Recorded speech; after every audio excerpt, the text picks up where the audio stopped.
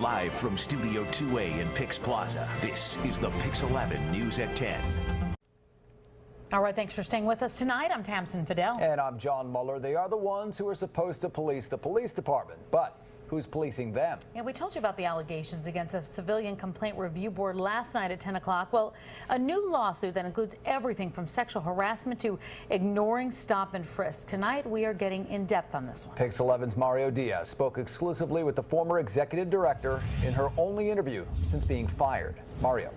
Tracy Catapano-Fox, the former director of the Civilian Complaint Review Board, better known as the CCRB, had this to say just hours after being fired on Monday night. I love that job. It was a great job. It still is. The former Queens prosecutor says she was dumped by the new chair, Richard Emery, for not being allowed to do her job. In fact, she filed this 23-page federal complaint stating collusion between the chair and the NYPD pertaining to stop and frisk statistics being purposely concealed. We should have put that information forward, and that we weren't allowed to. Specifically, the chair did not want us to pursue the numbers on stop and frisk that would show that there would not be a 94% decline. Catapano-Fox was hired by the CCRB board over a year ago by an unprecedented approval vote of 13-0.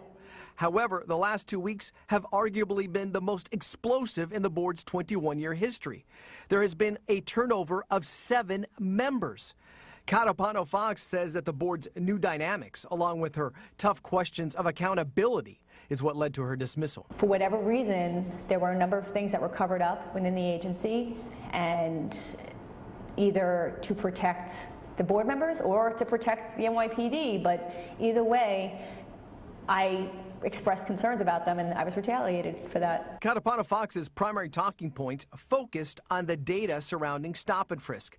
However, she says there was a problem surrounding the points she was trying to make. No one wanted to talk about them. Any meaningful dialogue on stop and frisk with regard to the agency right now is being obstructed. You've been stonewalled. Very much so. And what's sad is it's been by our chair. It is interesting to point out that the CCRB report for the first 6 months of 2014 does not have a section for stop and frisk. Yet in the reports from several previous years, a section for stop and frisk can be identified in the table of contents. In fact, according to one insider, it has been arguably the most pivotal section. But again, in 2014, it does not exist. And this morning, PIX 11 News did reach out to the CCRB chair, Richard Emery, for comment. A few minutes later, a CCRB spokeswoman reached out to me directly, followed shortly thereafter with an email by the city's law department stating that we have not been served yet, but we will review the suit. Tamsin? Mario, a lot of strong allegations here, we know that. But with the allegations that the CCRB is concealing stop and frisk stats by the NYPD, are any other officials reacting to this one? That's a good question. I did reach out to the Office of the Public Advocate, Letitia James.